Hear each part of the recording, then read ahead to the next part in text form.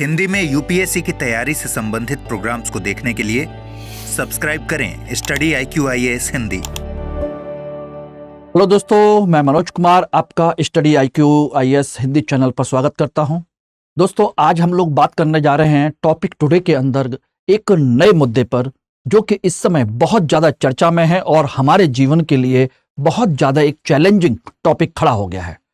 उस टॉपिक का नाम है दोस्तों प्लास्टिक कल्चर। प्लास्टिक कल्चर नहीं बल्कि प्लास्टिक कल्चर एक नया शब्द चला है और ये काफ़ी ज़्यादा चर्चा में है। हो सकता है कि आप में से बहुत सारे लोग इस शब्द को पहली बार सुन रहे हों कि प्लास्टिक कल्चर क्या है। लेकिन आपको बता दें कि इस समय भारत सहित पूरी दुनिया में इसको लेकर के एक बहुत बड़ा विवाद, बहुत बड़े कहा जाए कि चर्चा का विषय बना हुआ है। इसीलिए मैंने सोचा कि क्यों ना हम इसको आपके एग्जाम के दृष्टिकोण से और साथ के साथ आपके नॉलेज के लिए इस मुद्दे पर चर्चा करें। तो चलिए दोस्तों, आज हम टॉपिक टुडे में इसके बारे में चर्चा करते हैं कि आखिर प्लास्टिक कल्चर है क्या और इसको लेकर के इतनी चर्चा क्यों है। चलिए, इसमें आपको सबसे पहले आपको बता दें कि सबसे पहले आपका जो कंसेप्ट है, जो हम लोगों का P2I बैच है, वो लॉन्च होने जा रहा है 10 तारीख से। जो भी लोग आप में से मॉर्निंग बैच ज्वाइन करना चाहते हैं, 2024 में सिलेक्शन देखना चाहते हैं अपना, वो हमारे साथ और मेरे साथ स्पेशली आप जुड़ सकते हैं। और ये बैच दोस्तों P2I बैच यानी प्रीलिम्स टू इंटरव्यू, ये बैच आप लोगों का स्टार्ट हो रहा है 10 तारीख से सुबह 8 बजे मॉर्निंग बैच, ठीक है ना। और इसके अंतर्गत हम लोगों ने आपके सिलेक्शन के लिए 2024 में सिलेक्शन के लिए एक विशेष रणनीति 4 चरणों में बनाई है। आपके पहले चरण में जनवरी से पहले फाउंडेशन कोर्स, फिर प्रारंभिक परीक्षा पर पूरा टेस्ट सीरीज और करंट अफेयर और सीसेट के माध्यम से पूरा आपका प्री परीक्षा पर पूरा फोकस करेंगे। फिर मेंस में रेजिडेंशियल प्रोग्राम है, जिसमें आपको यहीं बुला करके अपने खर्चे पर आप लोगों को तैयारी करवाई जाएगी, पूरे मेंस के आंसर राइटिंग, और उसके बाद इंटरव्यू, जिसमें हमारे सभी ब्यूरोक्रेट्स जो हैं आपकी पर्सनैलिटी के डेवलपमेंट पे प्रॉपर वर्क करेंगे, ठीक है ना। तो ये हमारा बैच है और ये बैच जो है जुलाई में आप लोगों का हिंदी, इंग्लिश और इंग्लिश तीनों लैंग्वेज में स्टार्ट हो रहा है। इवनिंग बैच ऑलरेडी स्टार्ट हो चुका है, उसके एडमिशन क्लोज हो चुके हैं। आप लोगों की बहुत ज़्यादा डिमांड थी, इसलिए हम लोगों ने मॉर्निंग बैच स्टार्ट किया है, ठीक है ना। और इसकी जो फीस है 70,000 रुपये रखी गई थी, लेकिन अगर आप MK लाइव कोड इस्तेमाल करते हैं तो आप लोग इस 29,999 रुपये में इस एडमिशन कर सकते हैं। इसमें आपको material, mentorship, regular classes, test series, ठीक है ना, सब कुछ मिलेगा आपको। हम लोगों का पर्सनल अटेंशन भी मिलेगा, पर्सनल गाइडेंस भी मिलेगी, वो अलग है। मेंस रेजिडेंशियल प्रोग्राम में 4 महीने के लिए आपको यहाँ रहने खाने की पूरी व्यवस्था की जाएगी, उसमें आपको 1 रुपया खर्च नहीं करना है। सोचिए, इतने कम अमाउंट में सब कुछ आप लोगों को यहाँ मिलना है और घर बैठे आप तैयारी करेंगे। सोचिए, और टारगेट क्या है? आप लोगों का रिजल्ट निकलवाना, यही हमारा उद्देश्य है, ठीक है। तो इस बैच को जल्द से जल्द ज्वाइन कीजिए। 10 तारीख से आपका बैच स्टार्ट हो जाएगा और जिसमें हम पहली क्लास मेरी आपकी स्टार्ट होगी, हम और आप दोनों मिलेंगे, ध्यान रखना, ओके। तो चलिए, सबसे पहले बात आती है प्लास्टिक कल्चर। प्लास्टिक कल्चर है क्या, चर्चा में क्यों है? अभी एक मैं आपकी बहुत बड़ी साइट है जो एनवायरमेंट को लेकर के एक अपने विचार रखती है, डाउन टू अर्थ। इसमें एक टॉपिक चर्चा में आया है, why agri plastics are bigger threats than they appear to be. ये एक इस पर चर्चा है, पूरा आर्टिकल है, पूरे आपके इन सब चीजों के बारे में चर्चा की गई है, ठीक है ना। प्लास्टिक कल्चर यानी कि सिंपल सी लाइन में कहा जाए तो प्लास्टिक का कृषि में बढ़ता हुआ उपयोग। यस, यानी कि प्लास्टिक को हम कृषि के क्षेत्र में जब उपयोग करते हैं उसे प्लास्टिक कल्चर कहते हैं, और उसी को लेकर के हाल फिलहाल में यह चर्चा में आया है। खाद्य एवं कृषि संगठन FAO, इसने क्या कहा है? इसकी रिपोर्ट के अनुसार कृषि मूल्य श्रृंखलाओं में 2019 में वैश्विक स्तर पर 12.5 मिलियन टन प्लास्टिक उत्पादों का उपयोग किया गया। सोचिए, 2019 में कितना उत्पादन किया गया? 12.5 मिलियन टन। सोचिए, इतना, ये FAO के अनुसार है, ठीक है ना। और जो कुल विश्व के प्लास्टिक का 2 से 3% बैठता है, कितना बैठता है? 2 से 3%। यानी दुनिया में जितना प्लास्टिक उत्पादन होता है उसका 2 से 3% आपका एग्रीकल्चर में उपयोग हो रहा है और यह लगातार बढ़ता जा रहा है। सोचिए, ठीक। इसीलिए एफएओ ने कृषि में प्लास्टिक के बढ़ते उपयोग पर गहरी चिंता व्यक्त की है, क्योंकि बताया गया है उसकी रिपोर्ट में महासागरों की तुलना में मिट्टी में माइक्रो प्लास्टिक बहुत तेजी से बढ़ रही है। यानी कि जैसा हम समुद्र में हम प्लास्टिक छोड़ देते हैं, नदियों के माध्यम से, समुद्र तट पर किनारे के माध्यम से हम वहां पर जाते हैं, फेंक देते हैं और वो समुद्र में बढ़ रही है। सोचिए, उसी तरीके से माइक्रो प्लास्टिक हमारे जमीन के अंदर भी, यानी कि जो प्लास्टिक हम इस्तेमाल करते हैं वो डिग्रेड होती है, छोटे छोटे टुकड़ों में टूटती है, वो विभिन्न प्रकार के जो हम कार्य करते हैं उसके माध्यम से, यानी कि समय के साथ उसका टूटना या जलाना या उसको दफनाना या किसी भी कारण से वो छोटे छोटे माइक्रो प्लास्टिक्स के तौर पर हमारी जमीन में मिल रही है। और ये हमारी मिट्टी से लेकर के हमारे जीवन, कृषि, पशु, इन सबको थ्रेट में ला रही है, सब पर खतरा मंडरा रहा है। इसीलिए इस टॉपिक का नाम रखा गया एक नया खतरा, प्लास्टिक कल्चर। हम लोग एक तरफ चाह रहे हैं कि प्लास्टिक हमारे जीवन से हटे और हम प्राकृतिक चीजों की तरफ बढ़ें, और दूसरी तरफ कृषि में इसका उपयोग लगातार बढ़ रहा है। इसीलिए एफएओ यानी फूड एंड एग्रीकल्चर ऑर्गेनाइजेशन, एक रोम में स्थित एक अंतरराष्ट्रीय संस्था है, ठीक है ना, उसने इस पर चिंता व्यक्त की है। बताया जाता है कि 99% जो प्लास्टिक है वो तेल, प्राकृतिक गैस, कोयले के परिष्कृत करके जीवाश्म ईंधन से उत्पन्न होता है, फॉसिल फ्यूल्स वगैरह से। इनको रिफाइंड किया जाता है, उसके बाद होता है फिर उत्पादित पेट्रोकेमिकल्स को अन्य सामग्रियों के अलावा प्लास्टिक, कृषि कीटनाशक और औद्योगिक रसायन, फार्मास्यूटिकल्स, सिंथेटिक फाइबर और रबर जैसी रोजमर्रा की वस्तु बनाने के लिए संसाधित किया जाता है। यानी कि फिर इनको जहां जहां पर जैसी जैसी जरूरत होती है उनके अनुसार उनमें परिवर्तित कर दिया जाता है। यह इसमें बताया गया है। ओके दोस्तों, तो ध्यान रखना। तो चर्चा में क्यों है, कारण समझ में आ गया। कितना बड़ा खतरा आपका बढ़ रहा है। सरकार दुखी है। सोचिए, पॉलीथीन पर क्या कर रही है, बैन लगा रही है। पॉलीथीन पर आए दिन सरकार कभी कभी बाजार में छापे मारती है।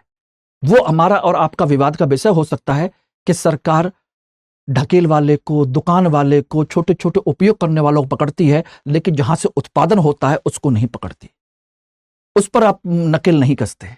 और पॉलीथीन पर आप नकेल कसते हैं, लेकिन प्लास्टिक के अन्य जो उत्पाद हैं उन पर आप कोई कार्रवाई नहीं करते हैं, और जबकि उनका उपयोग लगातार बढ़ रहा है। तो हमारे सामाजिक जीवन में प्लास्टिक का उपयोग क्या हो रहा है उस पर हम अभी चर्चा नहीं कर रहे हैं, वो एक अलग मुद्दा हो जाएगा। हम बात कर रहे हैं अभी कृषि के क्षेत्र में प्लास्टिक के उपयोग को लेकर के। ओके, तो ध्यान रखना इस चीज का। प्लास्टिक कल्चर है क्या? प्लास्टिक कल्चर शब्द कृषि अनुप्रयोगों में प्लास्टिक सामग्री के उपयोग करने की प्रथा को बताता है। यानी कि प्लास्टिक कल्चर सिंपल सा एक लाइन में कृषि के क्षेत्र में प्लास्टिक के उपयोग को दर्शाता है, जिसे हम मोटे तौर पर एजी प्लास्टिक यानी कि एग्रीकल्चर प्लास्टिक कहते हैं। क्या कहते हैं? एजी प्लास्टिक कहते हैं। ठीक। प्लास्टिक कल्चर एजी प्लास्टिक मिट्टी में धूमन फिल्म, सिंचाई, tubing, plastic plant, packaging yard, nursery के बर्तन, गांठें इत्यादि में उपयोग में की जाती है। यानी कि हम उसके पाइप बनाते हैं, उनके इंस्ट्रूमेंट्स का इस्तेमाल करते हैं, ठीक है ना।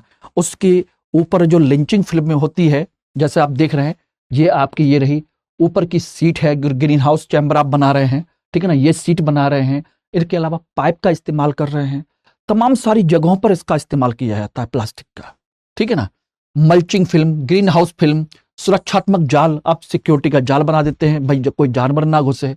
ड्रिप सिंचाई के सेट हैं जो बूंद बूंद करके आपकी क्या करती है, पानी को सिंचाई करती है, यानी कि पाइपलाइन बिछाते हैं आप पूरे खेत में, ठीक है ना।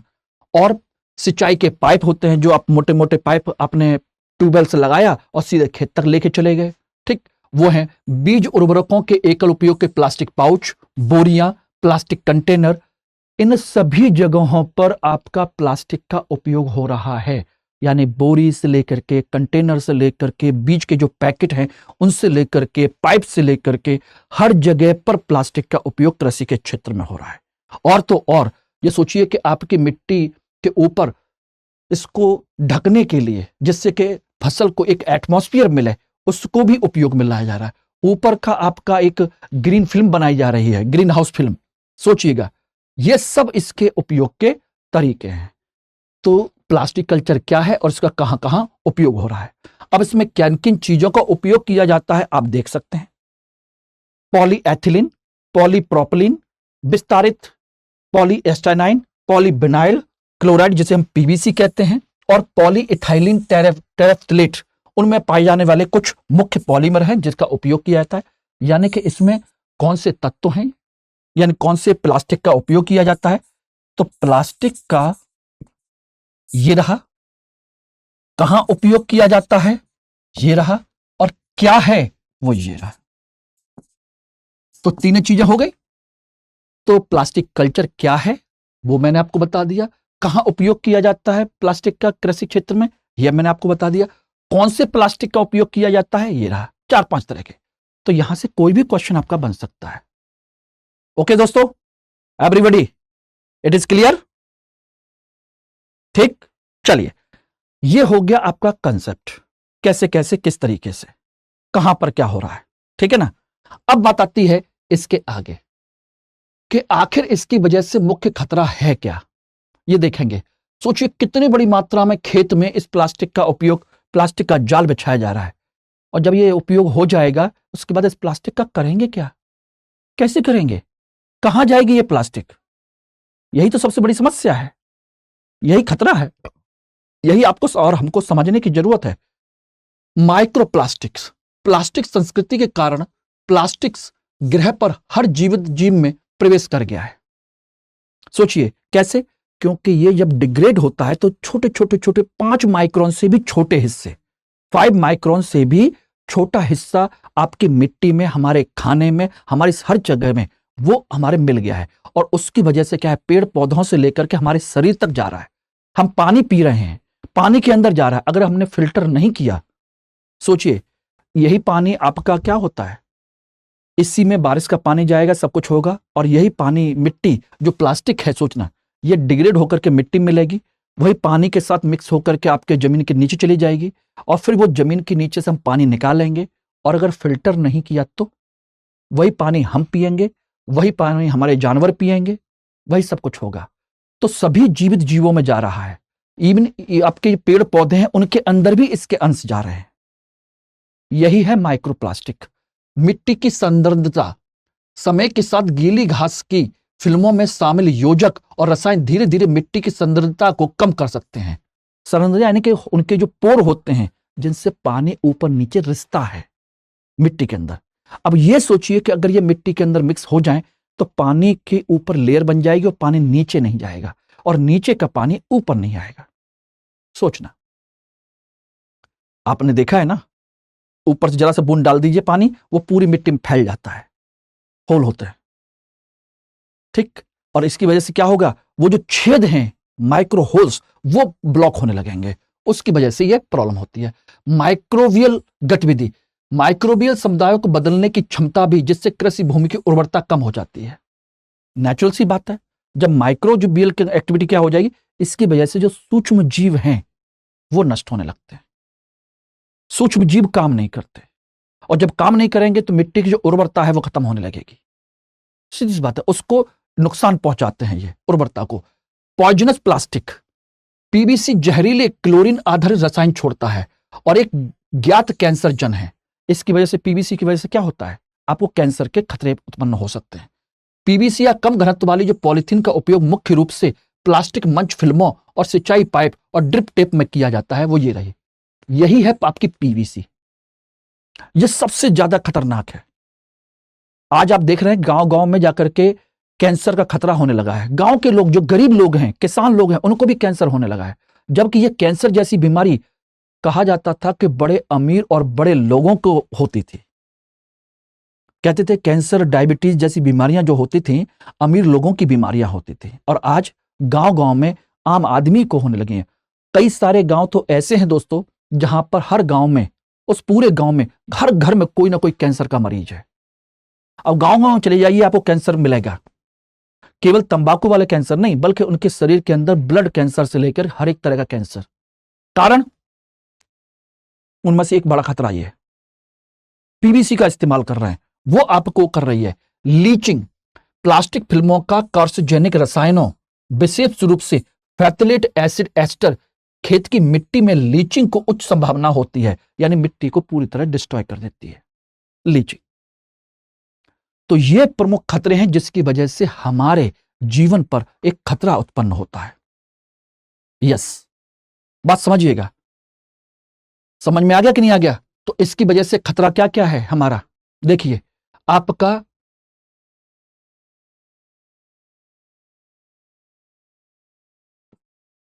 जल प्रदूषण, इसकी वजह से वायु प्रदूषण, मृदा प्रदूषण, ठीक। इसके बाद इनकी मिट्टी की उर्वरता की कमी, मिट्टी उर्वरता ये डाउन होने लगती है और ये प्रदूषण बढ़ते हैं, सोचिएगा। ओके, इसकी वजह से आपके सूक्ष्म जीव जो हैं, सूक्ष्म जीव वो नष्ट होते हैं। इनमें विशेष प्रकार से केचुआ और भी है। केचुआ सूक्ष्म जीव नहीं है लेकिन बड़ा जीव है, और ये भी केचुए भी नष्ट हो जाते हैं क्योंकि ये उसके अंदर के कचरे को खाते हैं, और केचुए को किसानों का मित्र कहा जाता है। अब सोचिए कि अब केचुआ ही नहीं बचेगा तो सोचिए आप उसमें हरी खाद डालेंगे, हरी खाद भी खाद में कन्वर्ट नहीं हो पाएगी। ना सूक्ष्म जीव है और ना केचुआ है, तो केचुए की खाद नहीं बनेगी और आपको ऑर्गेनिक तत्व नहीं मिल पाएंगे। बात समझिएगा, ये आपके लगातार बढ़ते हुए खतरे हैं। और जब इन्हीं सब चीजों का उपयोग कौन करता है, इसका उपयोग करते हैं, उपयोग जो है कौन करता है, पशु करते हैं, तो पशुओं पर प्रभाव पड़ता है। इसी का उपयोग हम मनुष्य करता है तो मनुष्य के स्वास्थ्य पर खतरा आ जाता है। इसी से दोनों के स्वास्थ्य पर खतरा, और स्वास्थ्य पर खतरा विशेषकर कौन सा, कैंसर। सबसे बड़ा कारण क्या बनता है आपका, कैंसर। अब आप समझ लीजिए, इस तरीके से आपके कंडीशन है।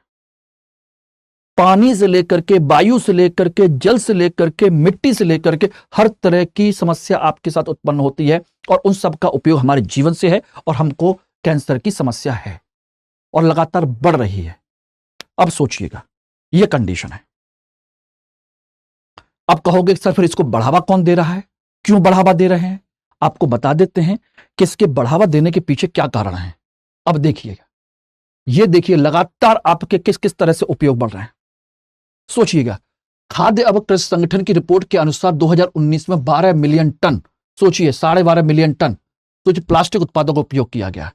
और लगातार प्रथम हरित क्रांति, दूसरी हरित क्रांति में योगदान के लिए कृषि क्षेत्र प्लास्टिक के उपयोग को सराहना की जाती है कि भाई इसको बढ़ावा दीजिए। और इस समय हमारे देश में क्या चल रहा है, इस समय हमारे देश में चल रही है द्वितीय हरित क्रांति, जिससे कि लोगों को ज्यादा भोजन मिल सके, और उसी वजह से ज्यादा उत्पादन के लिए, सारी चीजों के लिए क्या कर रहे हैं हम, प्लास्टिक के उपयोग को बढ़ावा दे रहे हैं। और इनमें ये सोचिए कि ये चार जो तत्व हैं, चार तत्व इस प्लास्टिक के उपयोग को बढ़ावा देने के लिए पूरी तरह से तैयार है। कैसे?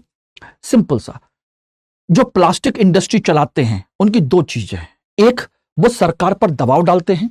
ध्यान रखना, प्लास्टिक उद्योग एक तरफ सरकार पर दबाव डालते हैं, या कह सकते हैं उसकी लॉबिंग करते हैं, ये रही कि इसके उपयोग को बढ़ावा दिया जाए, इससे ये फायदा होगा, उससे ये फायदा होगा, उससे ये होगा, उससे वो होगा। एक तरफ तो ये, दूसरी तरफ ये अपने उत्पादों का प्रसार करते हैं। प्रसार यानी कि प्रचार भी कह सकते हैं। इसके फायदे बताते हैं, प्लास्टिक के फायदे, प्लास्टिक के उपयोग करने के क्या कहते हैं। देखिए, इसकी वजह से आपका पानी का यानी जल संरक्षण होता है। पाइप का इस्तेमाल करो, आप अपना ड्रिप इरिगेशन का इस्तेमाल करो, पानी का बचाव होगा। ठीक है ना, बताते हैं, है कि नहीं। इसकी वजह से आप उन पाइपलाइन के थ्रू ही आप क्या करिए, पानी में घोल करके आप उर्वरक डालिए। इससे क्या होगा, सोचना, इससे उर्वरक का कम इस्तेमाल होगा और इफेक्टिव यूज होगा। ये लोग बताते हैं इसके सारे फायदे। इससे आपकी लेबर कम लगेगी, सोचना, इससे आपकी कृषि उत्पादकता बढ़ेगी, लागत कम होगी। ये सारे फायदे बताते हैं, और फायदे बता करके अपने उत्पादों का प्रचार करते हैं, और हम लोग फिर उनकी तरफ चले जाते हैं। पहले हम उर्वरक डालते थे, वो सीधा यूं बिखेरते थे खेत में, ठीक है ना, या फिर घोल करके मशीन से छिड़कते थे, पीठ पे लाद लिया जाता था और उससे हम पाइप चलाते रहते थे और छिड़कते रहते थे यूं। और अब पाइपलाइन के थ्रू डालना है। लगाइए पाइपलाइन, प्लास्टिक की पाइपलाइन, और धीरे धीरे प्लास्टिक जो है क्या करती है, धीरे धीरे डिग्रेड होने लगती है और वो उसके साथ मिक्स होकर के खेत में जाती है। तो एक तो ये है। दूसरे क्या है, सरकार के अपने नियम है, सरकार के खुद के प्रयास हैं। ध्यान रखिएगा, सरकार ने एक तरफ दो नियम बनाए हुए हैं। एक तरफ कहा गया है 120 माइक्रोन से जो पतली होगी, माइक्रोन से पतली प्लास्टिक यूज नहीं की जाएगी, प्लास्टिक उपयोग में नहीं लाई जाएगी। एक तरफ से उन्होंने ये कहा है, और वो भी कैसी, सिंगल यूज प्लास्टिक। बोले कि ऐसी प्लास्टिक का उपयोग नहीं किया जाएगा जो 120 माइक्रोन से पतली होगी, उस पर बैन लगा दिया। लेकिन वहीं दूसरी तरफ कृषि के लिए क्या कह रहे हैं, कृषि में जो 15 माइक्रोन तक की जो सीट है, 15 माइक्रोन तक की, सोचिए उस पर 50% सब्सिडी दे रहे हैं। सोचिएगा, एक तरफ आम आदमी को कह रहे हैं कि आप 120 माइक्रोन से पतली सिंगल यूज प्लास्टिक का उपयोग नहीं कर सकते, और दूसरी तरफ उनका नियम क्या कहता है कि आप खेतों में 15 माइक्रोन तक की प्लास्टिक का यूज कर सकते हैं और उस पर आपको सरकार सब्सिडी भी देगी। तो बताइए आपने कहां रोका, फिर तो आपने बढ़ावा दिया है ना कृषि में। यानी सरकार खुद बढ़ावा दे रही है इस चीज को लेकर के। और सोचना, इसको लगाने के बाद, जब इसको 1 साल बाद, 6 महीने बाद, साल भर बाद फसल खत्म हो जाएगी, उसके बाद इस प्लास्टिक का क्या करेंगे, उसके प्लास्टिक का क्या करेंगे? सोचिएगा, यही अपशिष्ट प्रबंधन की समस्या आ जाएगी। ठीक है ना। दूसरी तरफ सरकार ने खुद अपने, ध्यान रखना, सरकार ने अपने खुद, ध्यान रखिएगा मैं बोल रहा हूं, खुद 22 प्रीसेशन कृषि विकास केंद्र बनाए हुए हैं। विकास केंद्र, प्रीसेशन, 22 प्रीसेशन विकास केंद्र बनाए हुए हैं। और ध्यान रखना, यह केंद्र 2001 में बनाने की घोषणा की गई थी, और इसका उद्देश्य था इसका प्लास्टिक को बढ़ावा देना। सोचिएगा, इसको गठित किया गया था, कमेटी बनाई गई थी 2001 में प्लास्टिक को बढ़ावा देने के लिए। उसी के तहत ही प्रिसिशन फार्मिंग केंद्र बनाए गए, और इस समय 22 प्रिसिशन फार्मिंग केंद्र चल रहे हैं जो प्लास्टिक को बढ़ावा देने की कोशिश कर रहे हैं, प्लास्टिक को बढ़ावा दे रहे हैं कि कृषि में प्लास्टिक को बढ़ावा दिया जाए। सोचिए, सरकार ने खुद कमेटी बनाई थी, सरकार ने खुद अपने केंद्र बनाए हुए हैं प्लास्टिक को बढ़ावा देने के लिए। बस इसका फायदा एक ही है, इन सब का इस्तेमाल, आपका उत्पादन ज्यादा है लेकिन उसके लॉस भी उतने ही हैं। आपका जितनी जनसंख्या बढ़ रही है उसके हिसाब से आपको खाद्य सुरक्षा तो मिल रही है, नए नए प्रकार की कृषि का विकास हो रहा है, सब कुछ हो रहा है। लेकिन सोचिएगा, ओके, क्लियर है? पेट्रोकेमिकल उद्योग, ये खुद सोचिए, ये खुद आपको बढ़ावा दे रहे हैं, क्योंकि इन्हीं से, पेट्रोकेमिकल इंडस्ट्री से ही तो सबसे ज्यादा प्लास्टिक बनता है। प्लास्टिक बनता किससे है? इसी से बनता है, ये खुद बनाते हैं। सरकार के नियम तो आपको बता दिए। प्लास्टिक अपशिष्ट प्रबंधन, इसमें क्या होता है, जब प्लास्टिक का उपयोग खत्म हो जाता है तो उस प्लास्टिक का क्या करते हैं किसान, 1 साल 2 साल के बाद में उसका क्या करेगा? इकट्ठा करके वापस देने नहीं जाएगा। हमारे यहाँ इतनी सुविधा नहीं है, हम गरीब देश हैं। अमीर देशों में, विकसित देशों में तो ये होता है कि इस तरह की प्लास्टिक को फोल्ड करके वो लोग ले जाते हैं, पैकेज करते हैं, फिर से रिसाइकिल होने के लिए चला जाता है। लेकिन हमारे यहाँ क्या करते हैं, किसान उतनी सारी नौटंकी नहीं करता, इसलिए वो क्या करता है, वो जला देता है या फिर दफना देता है मिट्टी के नीचे। और जला देगा तो सोचिए कितना सारा नुकसान पहुंचेगा। उसी की वजह से डाइऑक्सिन्स निकलते हैं, फ्यूरॉन निकलते हैं। सोचिए, जो धुएं में उड़ते हैं या धुएं से उड़ने के साथ साथ जमीन में, मिट्टी में मिक्स हो जाते हैं, डाइऑक्सिन एंड फ्यूरॉन। और ये दोनों के दोनों हमारी सांस के माध्यम से, सोचिए, अंदर जाते हैं, यही पानी के साथ मिक्स करके मिट्टी में मिल जाते हैं, और वो हमारे साथ में पानी के साथ मिक्स होकर के फिर हमारे शरीर में जाते हैं। ये हमारे लिए बहुत ज्यादा खतरा है। यही सारी चीजें क्या हैं, हमारे कैंसर का बहुत बड़ा कारण भी है। यही है आपके, ओके। तो इसकी वजह से हमारे स्वास्थ्य पर एक चुनौती, स्वास्थ्य पर एक खतरा उत्पन्न हो गया है।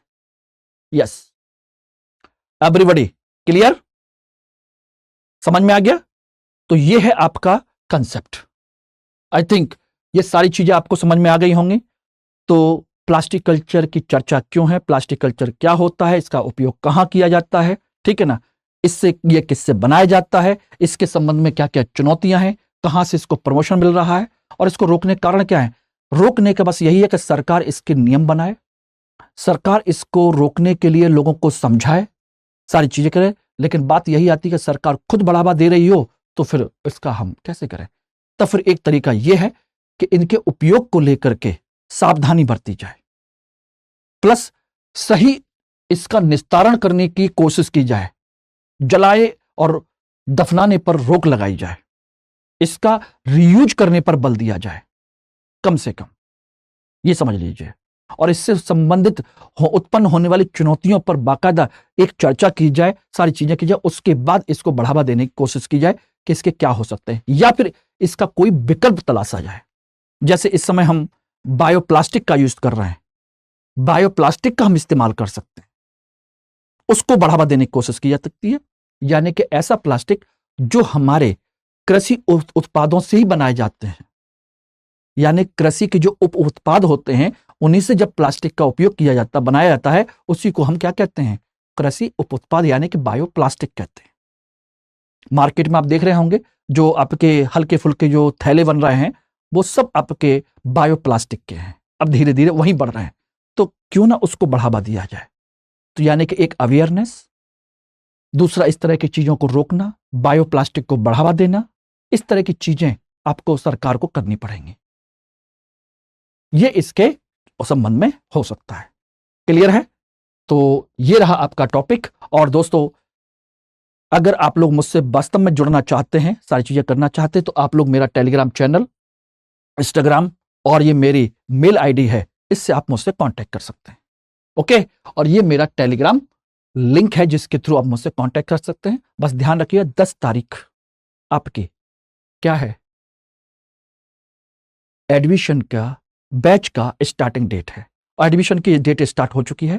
10 तारीख से आपका मॉर्निंग P2I बैच लॉन्च हो रहा है, ध्यान रखिएगा। और कोड इस्तेमाल करना मत भूलिएगा, MK Live। ओके एवरीबॉडी, चलिए, thank you very much. Hindi में यूपीएससी की तैयारी से संबंधित प्रोग्राम्स को देखने के लिए सब्सक्राइब करें स्टडी IQ IAS हिंदी।